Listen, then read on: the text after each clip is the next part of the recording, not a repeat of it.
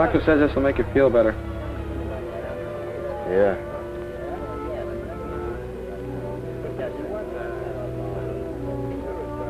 That's the funniest thing I know. God, how I hate these rest hours. Yeah, if you can sleep. Of course, you can sleep sitting like this guy with your eyes open. I still say malaria doesn't kill you. Like hell it doesn't. An old uncle of mine had it in Scranton. Had it for 40 years in his bones, and out it came every 3 years. The day after Christmas. Yeah, too much Christmas booze, that's all. Don't give me that. You'll play. Uh-huh. Oh, Jesus, you're slow. Oh, shut up. I said it was your play. Okay, okay. Here, how's this? What a jerk. Dr. Bush wants to see you, Lucas. Oh, for Christ's sake. Now what'd you do? Okay. Good luck. Come in. This is Lucas, sir. Sit down, Lucas. Thank you, sir. Cigarette? No, sir. You know, Lucas, I've been wondering about you. During the week that you've been here, I've noticed that, unlike the other men, you don't talk in our group sessions. What is it to talk about, sir? Lots. You hear the other men getting quite a few things off their chests. You should be able to see that they feel better by so doing. What ship were you on, Lucas? The Montandan, sir. The Montandan was sunk, wasn't she? Yes, sir. Last May, south of Mindanao in a high sea. Torpedo aft. And you were a fireman? Am, sir. Certainly. And it's a tough job being a fireman. Always below decks, you never see what goes on. That's why I'm fed up. Nobody gets it. Nobody. Maybe not. And yet there may be some of us, even among those of us who haven't been there, who do understand. What do you, sir, know about what it feels like to be a fireman? What does anybody know what it feels like to be a fireman except a fireman? You gotta be there to know. You gotta feel that goddamn heat. On the Montandan, it was always 128 degrees below decks. 128 degrees of sweat and more sweat. No place to go or to move to. Those guys topside have it soft. They can breathe air, move around, see the enemy. Hell, we don't know whether the next minute will bring a bomb or whether there's a torpedo coming for us right now. What was your job in the engine room, Lucas? I was striking for water tender. I watched the lines feeding water to the boilers. That's why I couldn't move. I had to stay with those goddamn valves. Guys topside can take it out in the enemy. They can shoot a gun. All I could do was wish I could twist a valve, but I couldn't because I'd wreck the boiler. Christ, you get so you gotta do something, and well, all you end up with is a burning feeling in your guts and your hands shaking. God damn it, look at me. This isn't me, Doctor. How did you feel, Lucas, when you knew you were safe in the water? How did I feel? Yes. I was damn glad to get out of that hole. Anybody would have been. No, Lucas, not everybody would have been. That's something you've got to face. Furthermore, you didn't really find relief, did you? I said I was glad to get out of that hole. Perhaps for a while. But I doubt it for long. How about it, Lucas? How about it? No, sir. I got the feeling I let my buddies down. And that's it, Lucas. And that's something you've got in a way to feel proud of. You were in a tight, tense situation, and quite naturally, you were afraid. You and every other man on that ship. Your buddies in the engine room, the gunners topside, you were all afraid. Because that's what happens to men in a battle. You were no different from any other man on that ship. Only most of them accepted their fear. You fought against yours. If I only could have been topside, if I could only have moved around. It would have made no difference. You see, you let your fear get control of you. You wanted to get out of the engine room. That's why you felt relieved when you were in the water. Even though you'd been blown from the engine room, as far as you were concerned, you had escaped. In your mind, you felt that you'd deserted your buddies, your ship. As a result, you feel guilty. Yes, sir. That's a feeling that you have to face and conquer. And the only way you can do that is to understand that the real cause of your being here is your normal fear in time of battle. Fear which you didn't learn to handle properly. That you're continuously short-tempered, even mean, that your hands shake, you have a burning sensation in the pit of your stomach, all stemmed from this cause. Now, in order to start getting well, you have to realize this. And in realizing it, remember that fear and the thoughts that it makes you think at the time are normal, nothing to be ashamed of, shared by all of the other men who were with you on the Mount Handon, as well as by the men on all ships. So, you told me I was scared. That's not what's wrong with me. What's to be scared of around here? Gee, fella, something's the matter. What is it? I don't know. I don't get it. It seems like I'm always mad and running off at the mouth. But how can being scared when the Japs are shooting at you make you such a bastard after you gotten back? The doctors tell us when a fella gets that way, it's because he fights being afraid instead of trying to do something about it. How the hell are you going to do anything about it when your job's just standing there twisting a little valve? My job's the same sort of thing. In a battle, I'm not shooting a gun either. But I know when I got scared and thought how much I'd like to be someplace else, I used to think. All the other guys are, too. But they're doing their job, and I'm doing mine. And between us, we're giving the enemy a hell of a licking. The same thing goes for you. Your job was important. You had to do it so the guys in the turrets could fire the guns, and so guys like me could take care of the wounded. You gotta work your feelings off that way. Like figuring it's a whole ship that's fighting. And since you're part of the crew, you're fighting too. At least that's the way I look at it. Yeah, I know. I used to feel that way sometimes. What's it got to do with me being on edge all the time and wanting to smash things? And you know, it gets worse. When I came back first, I wasn't so bad.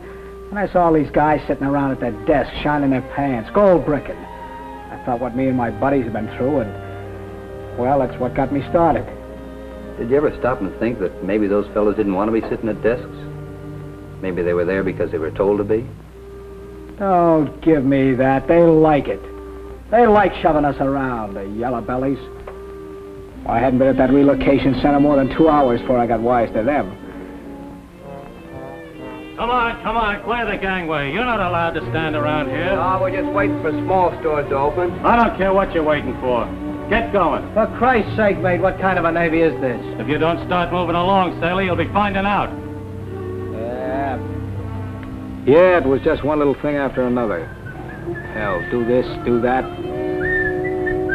Hey, sailor, square that hat. Hey, what do you think I am, a boot? Square it. In case you don't know, this is a taut ship. A taut ship? Looks to me as if we've run aground, Skipper. By the way, do you know there's a war going on? I'm sorry, but there's nothing we can do until the Bureau sends us an adjusted pay account. You mean because I was dumb enough to get myself torpedoed, I can't get paid? Oh, it won't take long. You've only been here 2 days. Don't you people ever think of anything but your little pieces of paper? I'm sorry, but you must remember there were 1,000 men on your ship. That's a big pay list to clear out. And besides, you're scattered all over the country now. Look, sister, I got a 30-day leave. I need spending money. Then you can go to the chaplain of the welfare office. Go to the... Oh, for Thanks, sister. I'll be seeing you. Well, it just doesn't make any sense. They want you to square your hat. They won't let you stand in line. Not even in line. They act as if nothing were different. Hell, we can keep our noses clean without them telling us. Uh-huh. The boys got to have something to do. Holding you down helps fill up the idle hours. Yeah. Well, thank God I got this leave coming up. And maybe afterwards they'll send me back to a ship where I can feel like myself again. Maybe I can get away from these gold bricks that have nothing to do all day but order us guys around telling us to square our hats. I'd like to see them out there. I'd like to see how square an SP's hat is with 100 Jap planes dive bombing them. That's the way I felt, and that's the way I feel yet. That means I'm crazy, all right, I'm crazy. They don't understand us back here. Goddamn civilians.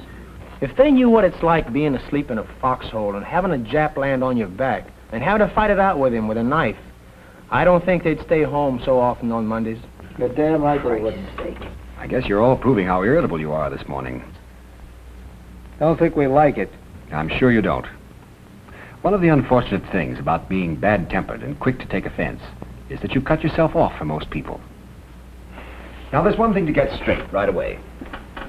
All of these attitudes of yours, your hatred of the land-going Navy, of civilians and so on, are all symptoms of your illness. And they're symptoms for which we must find the cause. It's because squaring your hat is of no importance that it gets you. Not at all. The reason you're annoyed by such petty matters lies in your basic condition. You know that before the war, before you experienced the tension and the fear of battle, you weren't annoyed by such things. As I've told you before, your natural fears in battle were not properly handled. You didn't accept them as part of living, as a necessary part of fighting. You held them in, choked them back, until they finally overpowered you. You still have those fears, and it's from them that these irritations arise. Then why aren't we allowed to leave the hospital? If they just let us go home, get away from military life, we'd forget it. We'd snap out of it. Lucas, did you go on that 30-day leave you were talking about? Yes, sir. How come? I wasn't sick yet. At least they hadn't caught up with me. How was it, Lucas? It was lousy. In what way was it lousy? I know what you're driving at, and that's exactly what it was like. As a matter of fact, if I hadn't gone on that leave, I probably wouldn't be here now. To tell the truth, it was damn nice to get home. Mother and Dad were at the train, and so was Sue. She and I got engaged before I joined up. She'd been my girl in high school. Anyway, I was glad to see them. Been over 2 years. You know, that dinner was something, just the way I thought it would be. Want some more coffee, Bob? Yeah. Some more ice cream, Bob. There's lots left. Gosh, no. Better hat, Bob. Puts hair on your chest. Well, you used to laugh at it. Here. Flesh. Female flesh. Mighty soft. Drink your coffee. Oh, is it wonderful, Dad? The children here together again. Bob and Sue. Just like old times. Just like it used to be. Well, that sure was some chow, Mom. Almost as good as Navy chow. Only, you should have had some beans. You know, Bob, I was so excited having you home, I was afraid I'd forget how to cook. You sure didn't. I'll say you didn't. Goodness. Well, Bob, would you like Mother and me to go to a movie? Oh, no. No, we should all be together this first evening. Bob will walk me home later. Well, we could easily go. Oh, Mother, we haven't much gas left anyway. You never know how rationing has tied us down. If Dad only gets an A book. Now, you know how I've tried, Martha. It's just that Bill Thomas, he's chairman of the rationing board now. And he's never forgotten how I quit his darn factory. Gosh, that's been 15 years ago, too. I guess it is sort of tough with just an A book. Yeah, I'll say it is. I just can't believe you're here, Bob. Sitting there with Sue. Mother, that's about the 10th time you've said that. I'm sorry. Bert Haskins is home. Got home just the other day. Hey, that's swell. What's he on, a furlough? Well, yes, he's just back from Germany. Say, what's wrong with all of you anyway? You're not the same. You're treating me as if I were a stranger. Oh, son. And maybe you're right, Bob. You are a bit of a stranger. Oh, I mean, you've been lots of places and seen, the sort of thing we've never seen. That's all it is, Bob. Okay. Yes, sir. We've got a lot of ground to cover before we're all caught up. And there's things happened here for you to find out about, too. We haven't been exactly standing still. Well, I should say not. Why, we've got one of the biggest factories in the country here. And we're not supposed to tell what they make. Only 50,000 people know it's tanks. Well, it's brought more new people to town. Things are terribly overcrowded. Now let's let Bob do the talking. He can find out about these things tomorrow. After all, it's not everybody who's been to sea for 18 months. Was it really bad? I mean, all the time? No, of course not. Usually we're just moving from one place to another. Noumea, Guam, Moresby, all those stinking little places. Tell me, Bob, when it happened, when the ship sank, were the sharks? Shut up! Shut up, all of you! Even before I was out of the house, I was ashamed of myself. I had that burning feeling in my stomach and my hands were shaking. I think I know why now, but then I didn't. Why, Lucas? It brought me back by the questions to those goddamn valves, and I was all wound up and scared all over again. I was too scared to know that that's what it was. I really thought that they didn't understand me anymore. Well, anyway, they should have known better than to ask me those questions. That being scared is certainly part of it, Lucas. Anyway, I walked the streets for a hell of a long time trying to figure it out. But I didn't. I just felt lower and lower by the minute. I couldn't get them. I couldn't get myself, so I decided to pin one on. And brother, did I.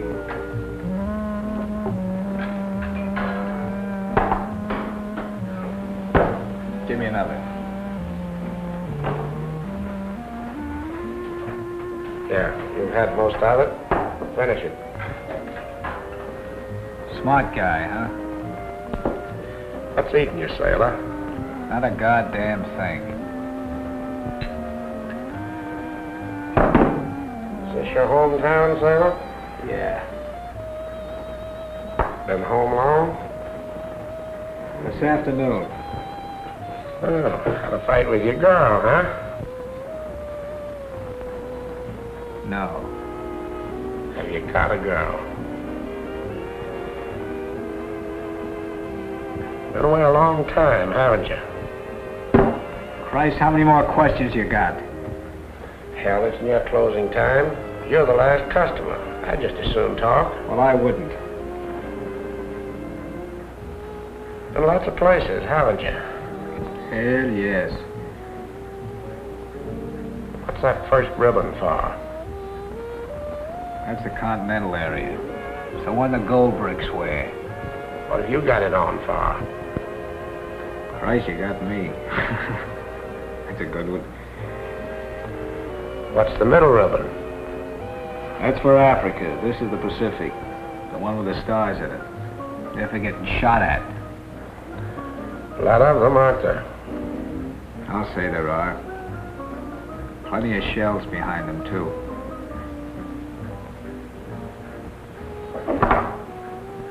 Hey, are you making fun of me? Hell no. You and your question, you son of a bitch, man.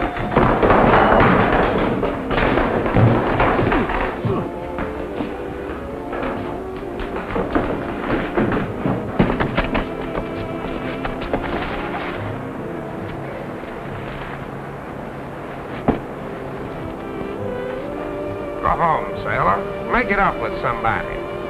Is it your family, or is it your girl? There's your change.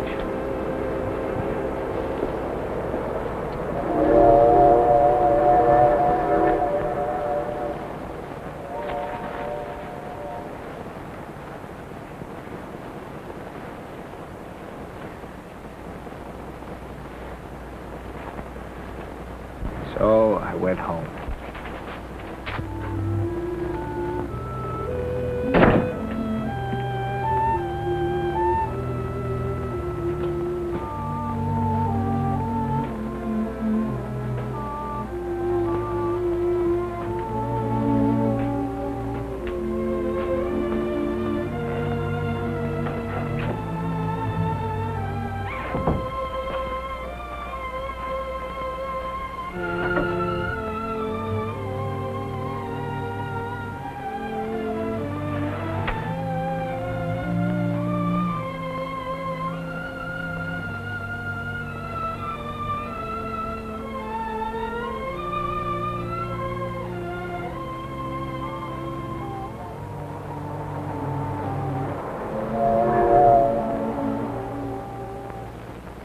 From then on, it was all downhill.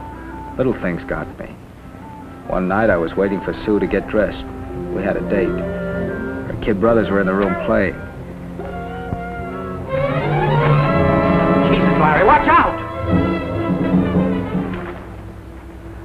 Sue.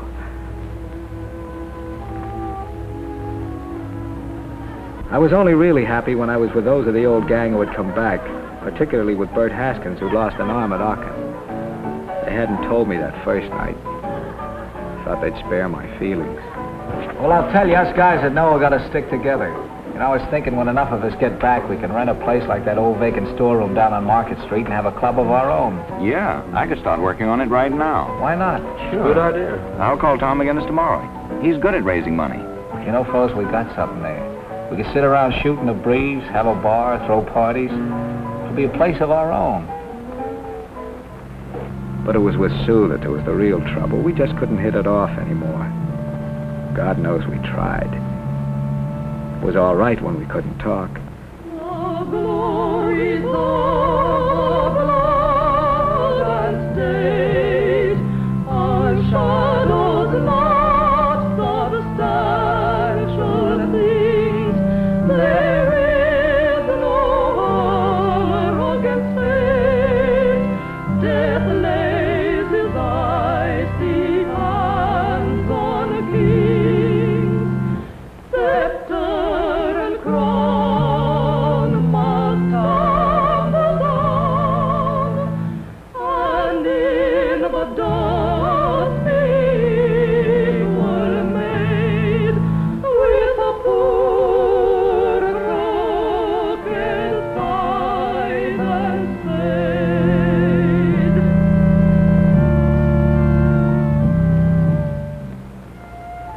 Later, after church, it was different.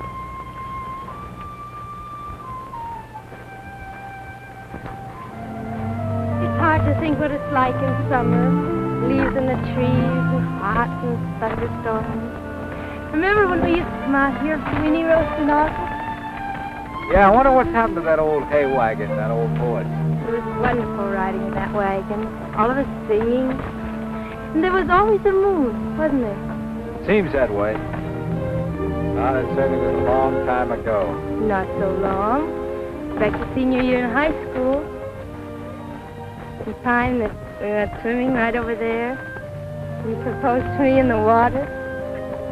Silly place to ask a girl to marry you. Well, I tried everywhere else. Plus you were stubborn. We were too young and you knew it. You never said that then. No. Maybe I just knew it without realizing it. I don't get you, Sue. It should have happened. Look what we've missed. We'll have it, darling. It won't be very much longer. We can start all over again. Come back here with a gang. Have a weenie roast and go swimming. How's Bert Haskins going to go swimming? How do you know how many of the old gang will be around, including me? I'm sure you'll be here. I must be sure of that. Oh, stop kidding yourself, Sue. Don't you know what this is all about? Don't you know we can't go back? No, I don't. I know that we've got to feel the way we did about each other or our marriage won't work. You've got to get a hold of yourself, Bob. Ever since you've been home, you've been snapping at me and... Oh, for God's sake, Sue, you just don't understand anymore. You've changed. Go on home, Sue. I want to be by myself. I never felt so low in my life as when I walked away from her. But there was nothing else I could do. For the next couple days, I hung around the house. I was nervous and felt half sick.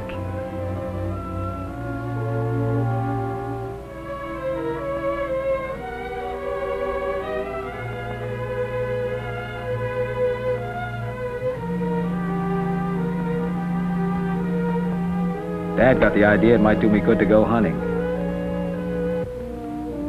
At first it was fine. Dad and I used to hunt a lot. I'd always liked to hunt. I had a sweet gun. I don't know. It seemed good to be off in the woods with the old man. I felt pepped up.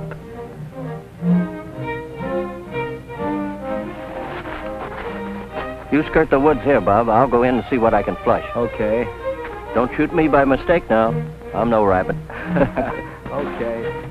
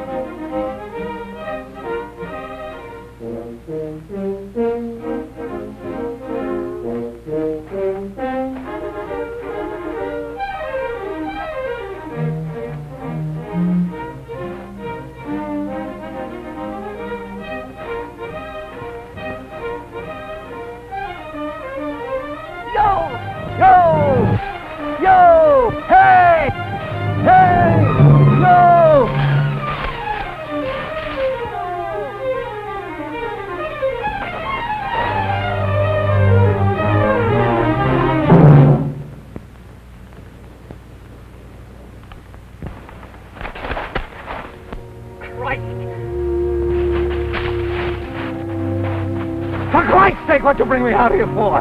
God damn it! God damn it! God damn it! God damn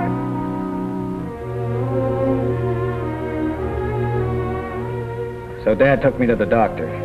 He said something about my nerves and called the Red Cross.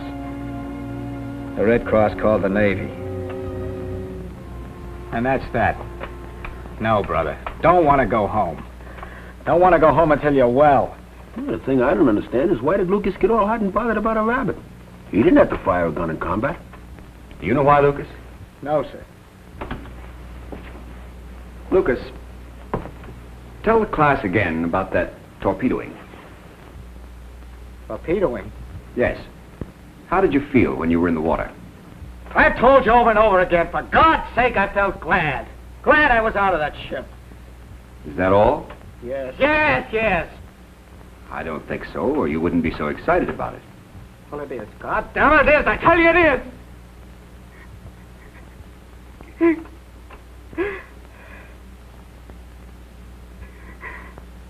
Lots of them were dying all around me.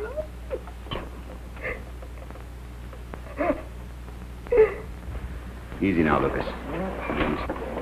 We all understand. It takes a lot out of you to face bitter, unpleasant memories. Come inside with me.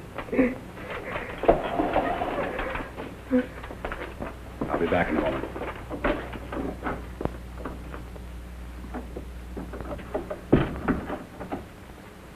Come over here and lie down, Lucas.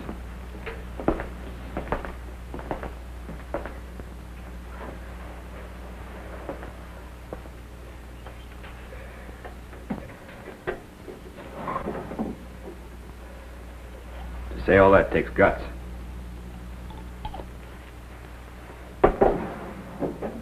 As difficult as it was to do, so much easier will it be from now on.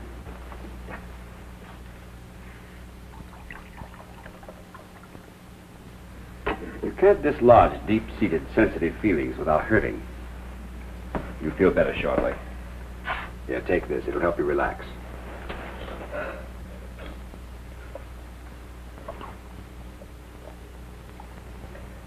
Now just rest for a bit. We'll talk about it later when you feel easier.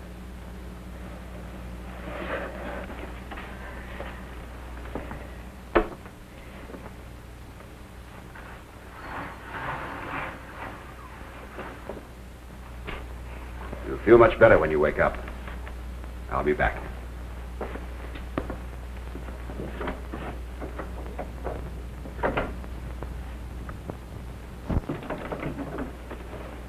Now let's get some things straight. It took a lot out of Lucas to tell that story. He's a better man for doing it.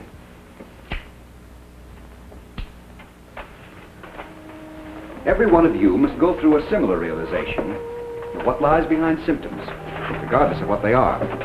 Irritability, bad dreams, vomiting. No matter where you fought, on land, in the air, or on a ship or a sub. You have to face those memories, get them out in the open, exactly as Lucas has done. Now let's consider the whole problem. But first, Clemens, you see now why Lucas got so hot and bothered about a rabbit of all things? Well, maybe. The moment he raised his gun, the rabbit seemed to disappear, and he saw his mates again, drowning, dying in the water all around him. Sure, it's just like that feeling that I got when I watched my buddy die. That's it. What are the simple basic facts? It's quite clear from what we know of Lucas that he was a happy man before this whole business started. The sort of a fellow who might run a successful garage or store. Liked, well thought of in his hometown. He wasn't irritable, bad-tempered, with a chip on his shoulder. Quite the contrary. He was easy to meet, easy to know, a good guy. Then what? For 18 months he's at sea. There's nothing unusual about that. Thousands of men have done as much or more. But Lucas is tied down to valves. He's never completely a part of the crew. He doesn't feel that he and the gunners and the ship's cooks and the boys in CIC are all one. No, he feels that he's just a little apart, just a little special, wanting to, well, what? Wanting to hurl himself at a Jap whom he'll surely kill, wanting to shoot down a plane, wanting to do anything except stay where he is and do his job in keeping the ship going and fighting. because he can't do what he thinks he wants to do, or what he thinks he ought to do, he gets all tied up in knots. At the same time, he's scared.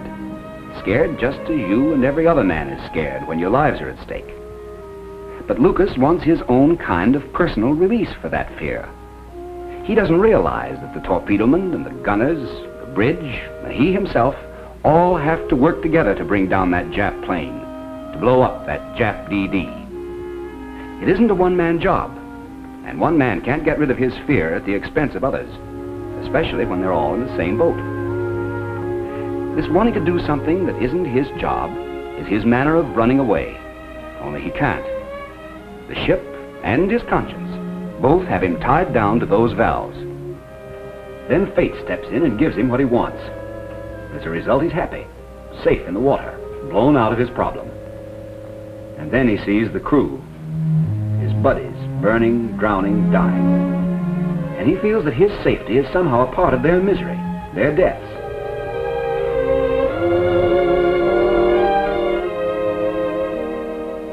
He feels that because deep down he did want to escape, he is therefore, in a way, responsible for their predicament.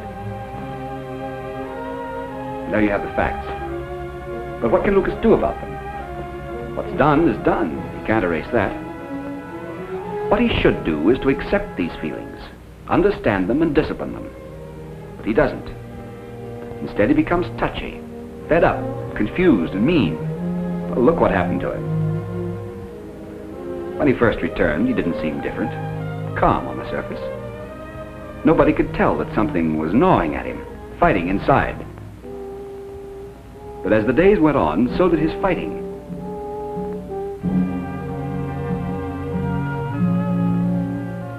He got worse and worse. Then, when he got home on leave, he lashed out at those he loved, because they reminded him of his feeling of guilt, of unworthiness, by asking him simple, natural questions about his experiences. He fought against and left the girl he loved, and I'm sure you all realize that he still loves her, because he felt that she no longer understood him. Well, how could she?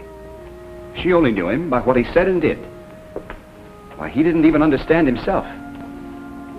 What you have just witnessed has changed him, started him toward a real understanding. He can now realize that all that disconnected, fed-up feeling, which showed itself as a fighting bad temper, comes from something underneath, from a feeling of guilt, a feeling of unworthiness, a feeling which he twisted about so that it looked as though everyone else were in the wrong. Everyone but Lucas himself. That's why we have these group discussions, to help you and Lucas see yourselves as others see you, and to see problems like yours that other men have. Furthermore, you and Lucas can now put your new knowledge to use in a variety of constructive ways. Occupational therapy will provide Lucas with a profitable physical outlet for his feelings. It will teach him that he can work while solving his problems and do a better job of both. And physical training will help keep him in shape in the meanwhile.